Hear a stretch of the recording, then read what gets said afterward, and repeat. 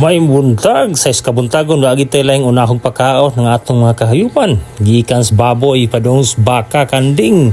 Basta makahigop na lang tagkapi okay na kayo. Ang importante ang mga hayop mao gi mauna. Gikan ta nangumpay og napir para sa mga kanding og sa mga baka. Oops, kiat gini sig maayo eh. Di ko pinsahan yung kuan man gid eh. Di man ta kahubad sa higot mo kay mo kiat mga.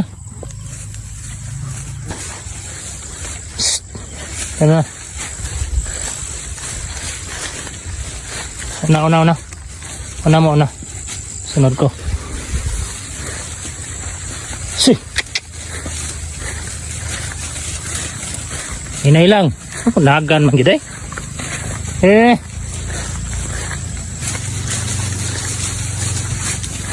Hinay lang. Di managan. Ani gini maghipos tas mga hayop. Kahit kanunay kay managan mo po kay magdali kay ang laog dito giandam naman. Ayaw pagsubay sa kamaisan.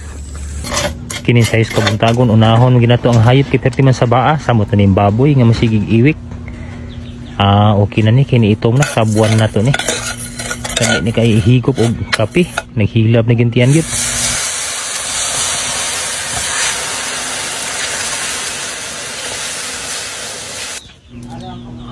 Kina nanatay kape nya aton imparisan rug kamote magsugpa patag kamote ka haon na to ani maom gini among dali og gamit basta naami sa anon kini man yung ginit sa lubi.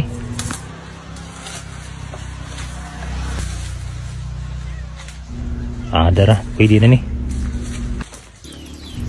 sakto pod ni kung pangapi ani ron mangumpay na pud sa baka sot-sot tatus kalibunan kay kinahanglan magining hayop og kumpayan.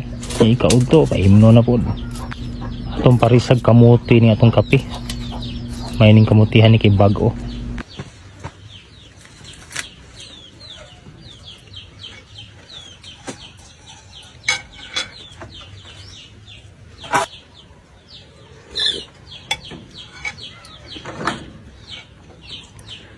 Pait siya pero the best ang kapait.